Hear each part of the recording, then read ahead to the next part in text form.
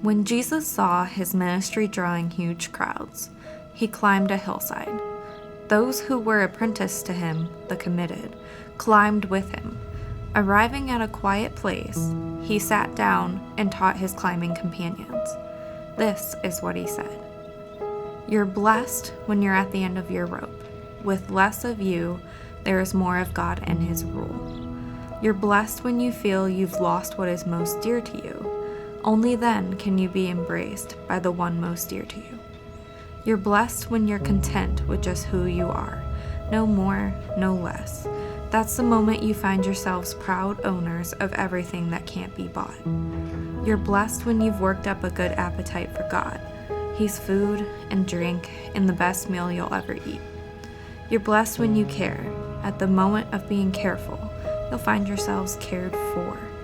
You're blessed when you get your inside world, your mind and heart put right. Then you can see God in the outside world. You're blessed when you can show people how to cooperate instead of compete or fight. That's when you discover who you really are and your place in God's family.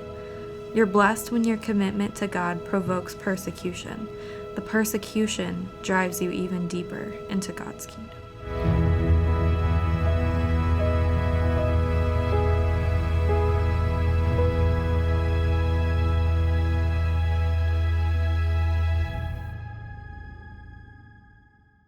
Well, hello everyone, and welcome to Starting Line Church.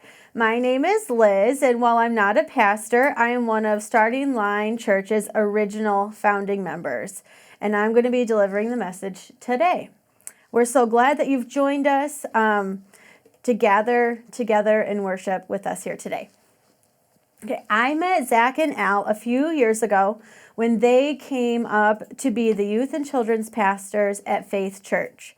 And while children's ministry wasn't really my thing, sorry, Zach, I've been a volunteer with youth ministry for many years up until that time. Middle school students, high school students, I know it's not everyone's favorite age group, but I love them. And it's crazy to think that my sixth graders are in their 20s now. Ooh. In the time that Zach and Al were at Faith Church, we shared many moments wrangling the youth together, taking trips to Cedar Point and summer camps each year, and we spent just about every Wednesday night together. A specific memory I would like to share with you is of a large youth event called Follow. Now, this event is put on every few years between Christmas and New Year's, and we went to this event in December of 2019. The theme for this event, just wait for it, there is more. I remember being moved by this idea and gushing about how it was impacting and changing my life over those 4 days. The conference definitely wasn't only for the youth. And it was then that Al and Zach tell me they knew that I would be a part of this church plant they were planning, even if I really didn't. And I really didn't. So those early conversations about joining them down here in Ohio, I was like, no way. But as time went on, as many of you might know, if you've had God work in your life, my heart began to change. Because of their encouragement throughout the following months, I was able to begin to see glimpses of what God's plan for my life could look like. And while taking this step, leaning into my faith could mean for my life and for so many others. Here we are, 2 years later, and I'm giving a sermon. Who would have thought? I'm so thankful for their discernment and presence in my life, and that's a bit about how I became a part of Starting Line Church. Next, you all should know, and I'm sure you kind of guessed, I'm not a native Ohioan. I relocated to the area last spring from Michigan, or as I've been told by my coworkers and some of you here at Starting Line, that's state up north. There you go. I'm from the state up north. Try not to hold it against me. So I live just a town over in North Olmsted. I have 2 dogs, And I'm now calling them my two angel kitties. Last fall, my two cats decided that 11 years of indoor living was enough. And they are out there living their best lives, catching moles and living free from a life of dogs. As for my career, I've been a nurse for 12 years and a NICU nurse for just about 10. And last month, I started graduate school. And I'm now just studying to become a neonatal nurse practitioner. So in my spare time, I've been known to enjoy camping and hiking, sewing, gardening, and so on. And while I still try to do all of those things, currently you can find me sitting in my office, searching for scholarly articles and writing numerous discussion boards. But I'm looking forward to the end of July when I will have completed my first semester of graduate school. Now that you know a little bit about me and who I am and where I came from, let us begin.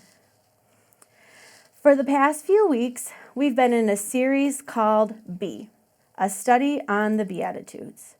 The Beatitudes are in Matthew 5, and they are a set of Jesus' teachings that help us experience blessings in our lives. And so what we've been doing in this series is focusing on the message found in these Beatitudes because they help us discover who Jesus calls us to be. We can be those things. We get to live the life that God calls us to live. So let us reread together the passage from Matthew 5. Now when Jesus saw the crowds, he went up on a mountainside and sat down. His disciples came to him, and he began to teach them. He said, "Blessed are the poor in spirit, for theirs is the kingdom of heaven. Blessed are those who mourn, for they will be comforted.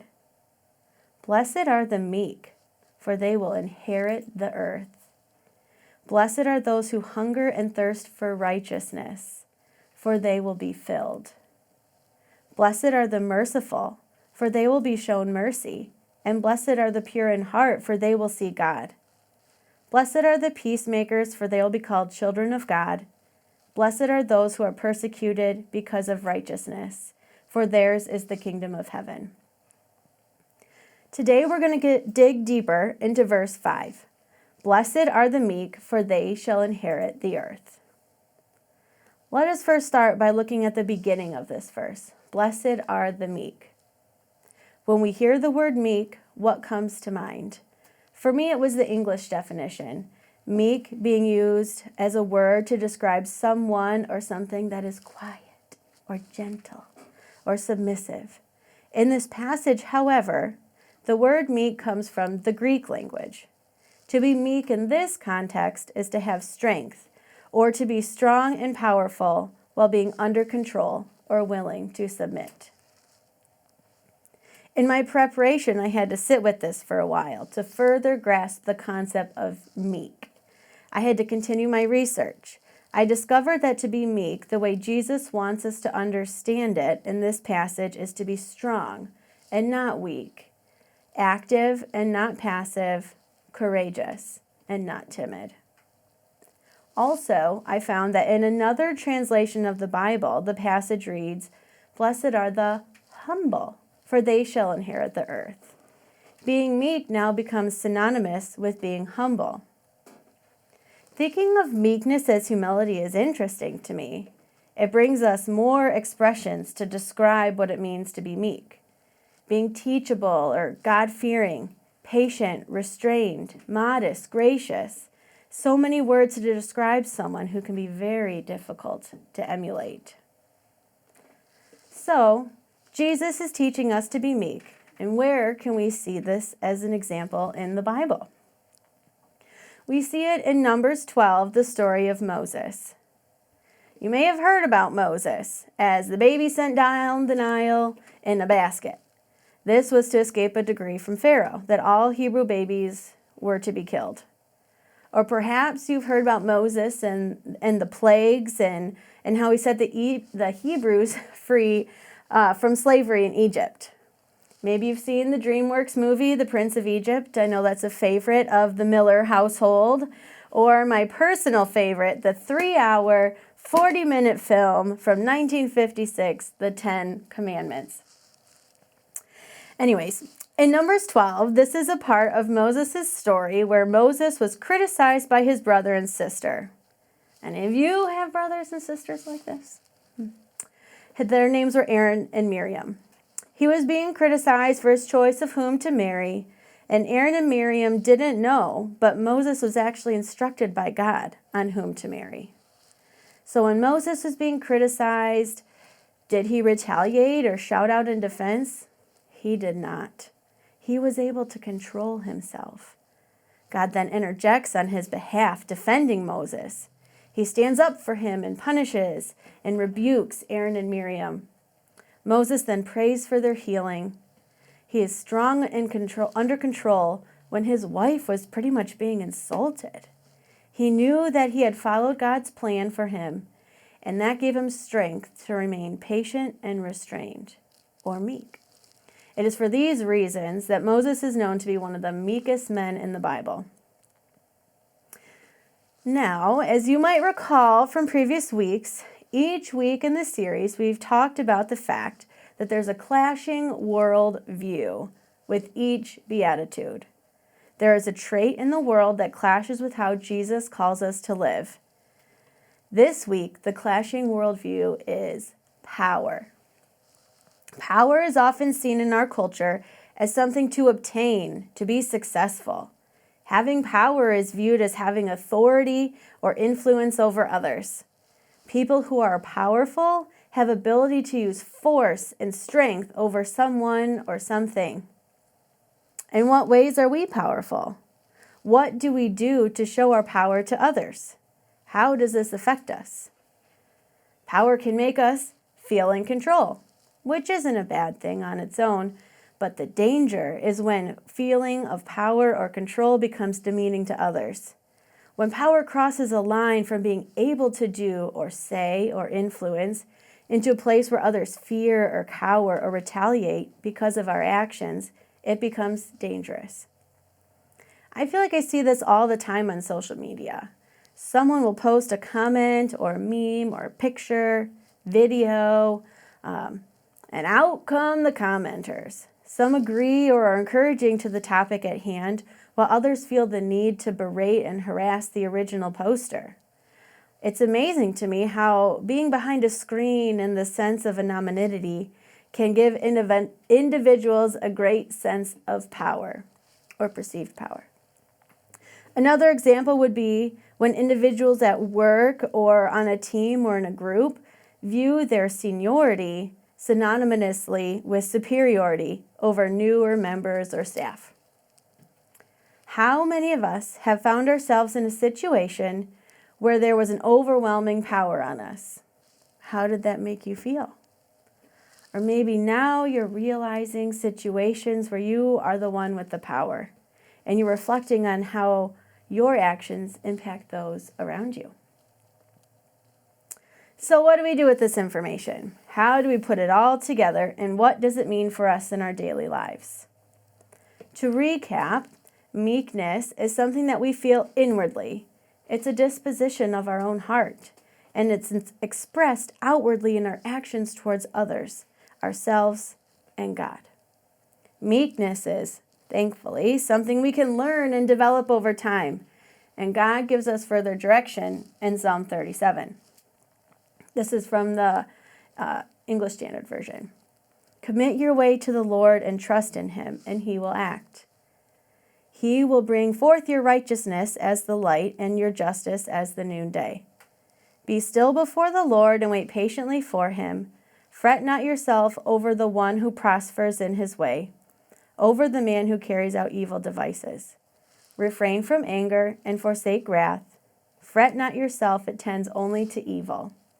For the evildoers shall be cut off, but those who wait for the Lord shall inherit the land.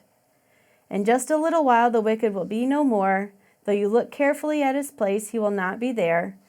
But the meek shall inherit the land and delight themselves in abundant peace. So not only do these verses guide us in the ways that we can strive to be meek, but they give us the reason why we should. The second part of the beatitude, for they will inherit the earth. And here in verse 11, they shall inherit the land and delight themselves in abundant peace. Just as God has given us knowledge throughout the Bible, He is using Jesus in the Sermon on the Mount to teach us there is so much more for us when we humble ourselves, make ourselves meek before Him. Jesus came to change our hearts, and that's what I believe He's doing here. When we put ourselves in the position to be meek, humble, teachable, modest, or gracious, we honor God. When we position ourselves with restraint around those who criticize us, and we don't react with anger or frenzy, we allow for God to intervene on our behalf. When we embrace what it is to be meek, we can live in the abundant peace that comes from God alone.